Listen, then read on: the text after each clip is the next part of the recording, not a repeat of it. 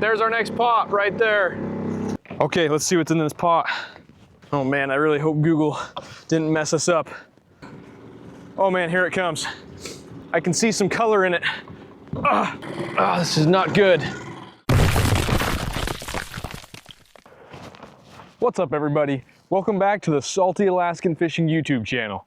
I'm super excited about today's video because we're doing another round of Google versus Alaska.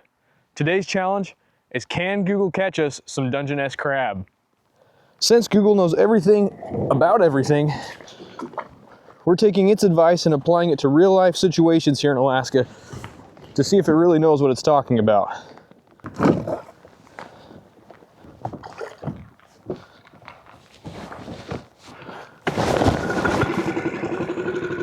To make things a little bit more interesting today, I've strapped a motor to the back of my kayak, and that's what we're going to be using to set and haul these crab pots. So basically, if Google's advice is bad, this video is going to go south really quickly. And if it's really good and our pots come up full, they're going to be too heavy for this kayak. So let's see what happens. Dungeness crab are one of the best eating things out here, but catching them takes a lot of know-how. As many of you guys know, I catch Dungeness crab commercially for a living, and so I know a thing or two about catching these sea spiders. But today, we're leaving all of that knowledge behind and doing only what Google tells us to do to see if we can still catch ourselves a dinner. All right, so according to Google, we need to find a bay that ideally has a river in it. The bottom needs to be muddy or sandy with no rocks, and we need to be fishing in about 30 to 120 feet of water. For bait, Google says to only use oily fish like herring. So we've got our bait jars loaded up with herring, and we're gonna find a spot to set these pots. We've got a pretty big bay right here, and there's a river right in the back of it. And so I'm thinking this is gonna be about perfect for our pots. I know the bottom is muddy over here, and it's about 50 feet deep, so we're right in the sweet spot according to Google.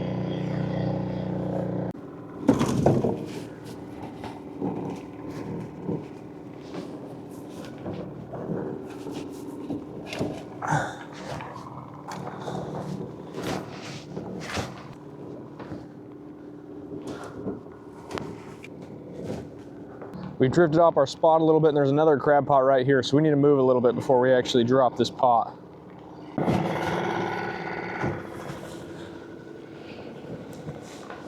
The current and the wind out here is really making this challenging right now.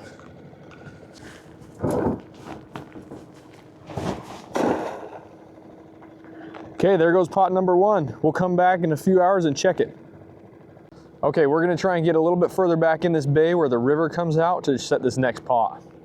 Okay, according to Google, this spot should be about perfect, and there's already a few other pots in this area, so my hopes are high for this one.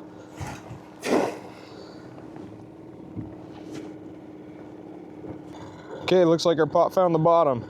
I don't have a depth finder on this boat, so there's no way to really tell how deep it is. So I've got to hope that my line here is long enough. We've only got one pot left, and I saw a spot on our way out here that looked really promising, so we're gonna go back over there and set on it. Okay, you guys are going down in the last pot.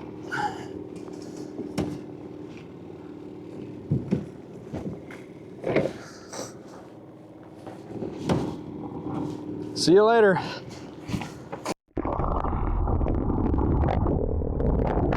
Okay, all the pots are set. Now we just need to wait a few hours and we'll come back and see if Google really knows what it's talking about.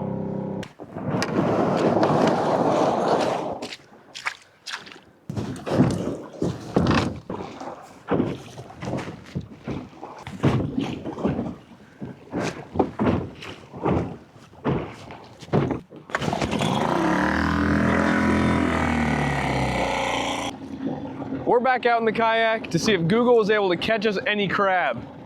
The weather ended up getting super nasty yesterday, and we weren't able to come back out last night. So it's the next day, and we're coming back out to check the pots. Google said to only leave the pots in for 2 to 4 hours, but leaving them in longer should really only help them, so I'm not too worried about it.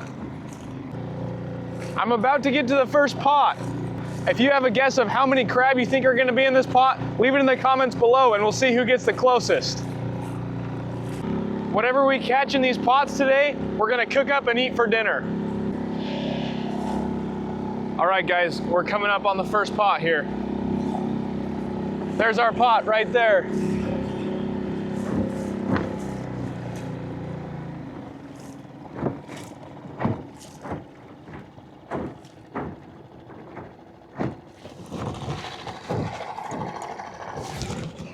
All right, we got to the first pot. This line is tight. Oh man.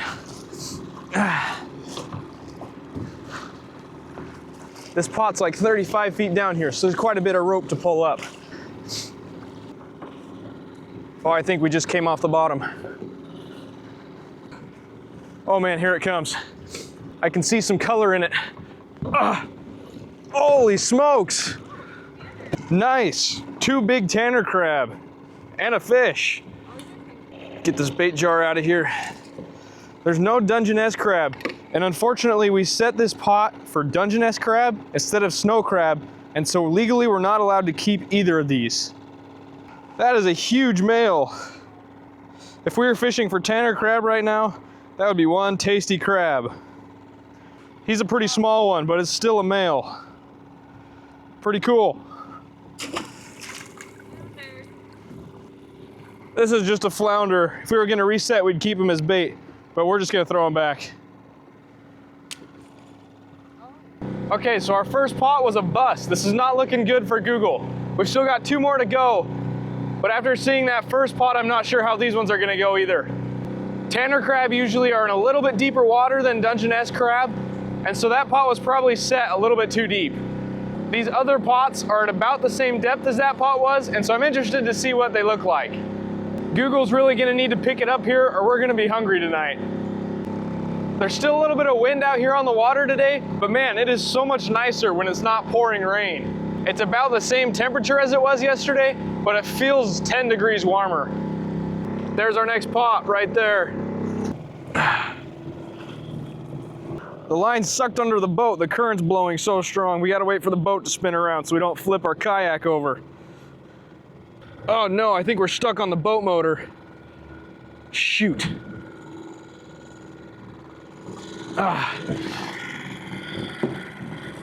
This is not good.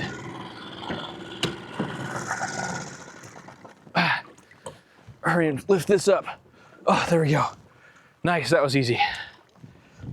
Okay, we gotta move some stuff around in the kayak real quick so we have room to haul this pot.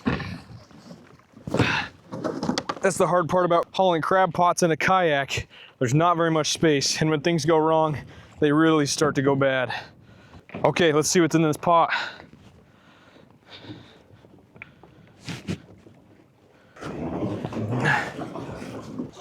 This one feels lighter than the first one did. Oh man, I really hope Google didn't mess us up. Okay, there's some weight to it now. Oh yeah, nice. Woo! 3 crab. Let's see if any of these guys are legal. In order for a Dungeness crab to be legal to keep, they have to be a male, and their shells have to be 6.5 inches wide at the widest part. Right off the bat, I can tell one of these crab we're gonna have to throw back. This is the difference between a male and a female. This crab here is a female. You can tell because this little flap right here is shaped a little bit more round, whereas on the male, it's shaped more like a triangle. So all the females we have to throw back so they can go ahead and keep producing. Now we've got 2 males in here still, so we're gonna check these and see if they're big enough to keep. Okay, this is our measuring stick. It's exactly 6.5 inches from this point to this point. And the crab has to be 6.5 inches at the widest point of its shell, not including these 2 horns. So we'll put the stick right here in this corner, and right here in this corner. And you can see he's plenty big. Nice. We're not going home empty-handed today. Okay, there's 1 crab. Let's see if the other one's big enough. Okay, we'll put the stick right here and right here. He's plenty big. There's 2 crab in 1 pot. Nice. Little fun fact about crab. If you flip them on their backs, they kind of fall asleep. If you put them on their backs, they won't pull each other's legs off. Before we move on to our last pot, I want to check out our bait and see how much life it still had left in it. These were fresh herring yesterday. Let's see what they look like.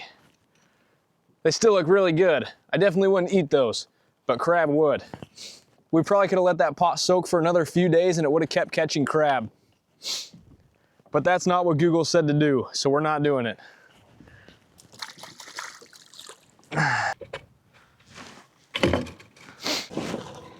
We've still got one pot left to check and we've already got 2 crab in the boat. During the commercial crab season, if we only caught 2 crab in a pot after it's soaked for almost 24 hours, we'd definitely be moving spots. But since we're just taking Google's advice here, I'd definitely call that a win. We're on to our last pot now, and so far it looks like Google's not doing too bad, so I'm really interested to see what's in this pot. There's a lot more pots over here today. There's ours right there, the little yellow one. We always come to the back of the buoy so that the current isn't pulling on us while we're trying to haul the pot.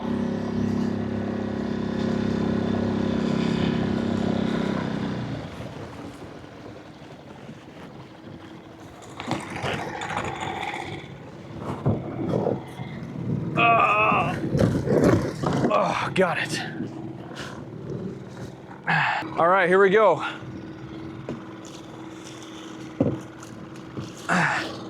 Oh yeah, that feels heavy.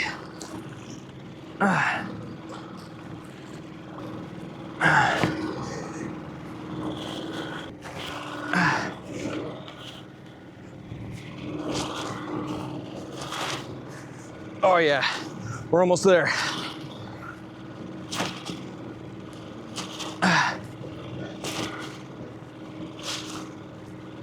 Here it comes. I can see color. Oh yeah.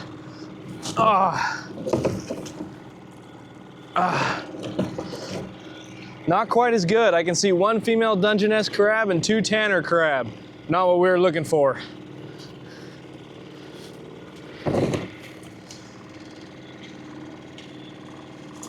This is another female Dungeness crab.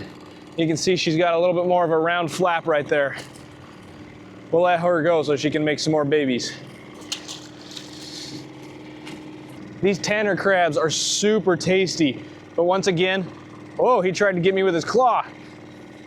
But once again, that's not what we set this pot for, so we can't keep them.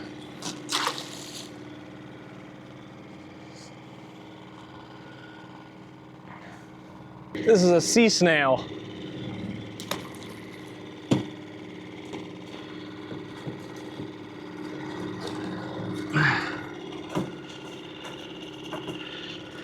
This bait jar looks like it's in a little more of a rough shape. Ah, gross. Ah.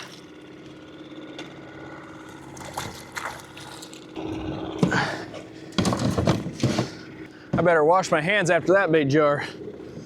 My motor just died on me. Come on. Uh-oh.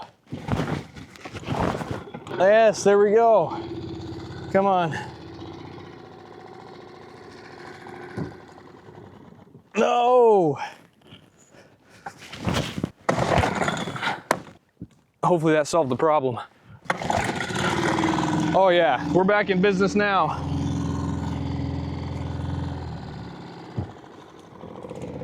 Yeah, there we go.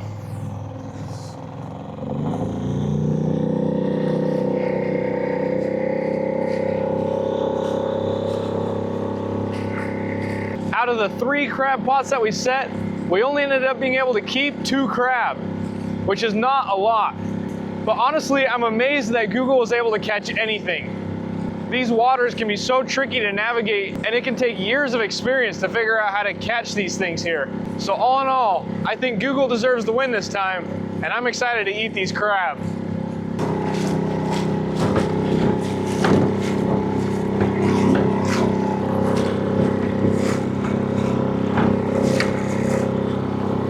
Okay, the best way to cook these crabs is to boil them. And the best thing to boil them in is pure seawater. So I'm gonna take this bucket, walk it down to the ocean, and fill it up with seawater, and then I'll come back up here and we'll boil it up.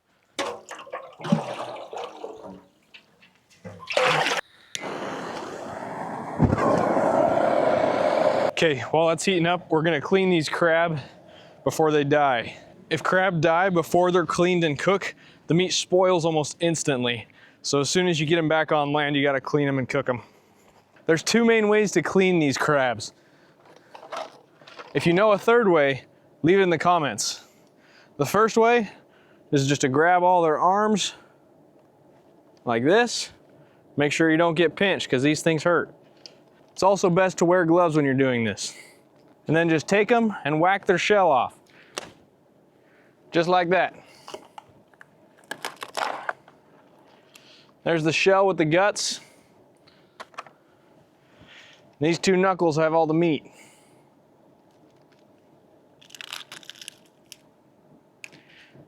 Once you separate the knuckles, there's a few more guts left in there. Just go ahead and pull those out. A few of the legs fell off this time, but most of the time they stay attached. And there's a clean crab knuckle and a few legs that fell off. That method usually goes a lot smoother if you have gloves on because these claws have lots of little pokey points that are kind of hard to grab onto. These right here are the crab's gills. You want to make sure you pick all those off as well before you cook them. This is the second method to clean these crab, and this is the way that I prefer when I'm not wearing gloves. You just take your crab and find a nice edge like this one and put the edge right on the middle of the crab. Then all you're gonna do is press down really hard on its shell to make a nice crack down the middle of the bottom of the crab. Just like that. And then you grab the two knuckles like this and pull them out. Just like that. This one came out really clean and nice, ready to go in the boiling water. And the other side comes off just as easy. Just like that. That's what all the guts look like inside the shell. They've got these crazy mouths in here. I don't really know how these work, but if you do, let us know in the comments. Okay, we got all of our crab legs cleaned up. It's time to throw them in the water. Not quite boiling yet, a few more minutes. All right, we got a good boil going, so we'll drop these in. 15 minutes and they'll be done. All right, they should be done. Man, those look good.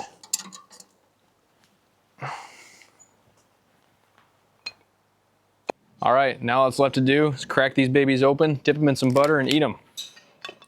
Get you a set of crab crackers. Crunch them open. Boom. There's a nice chunk of crab meat right there. That's as fresh as it gets. Yeah. That's good stuff. That's going to be everything for this video. If you enjoyed this, make sure you're subscribed to the Salty Alaskan Fishing YouTube channel so you don't miss any more of our adventures. Also, make sure you give this video a like so we can help more people enjoy Alaska. Thanks for watching, and I'll see you guys next time on the Salty Alaskan Fishing YouTube channel.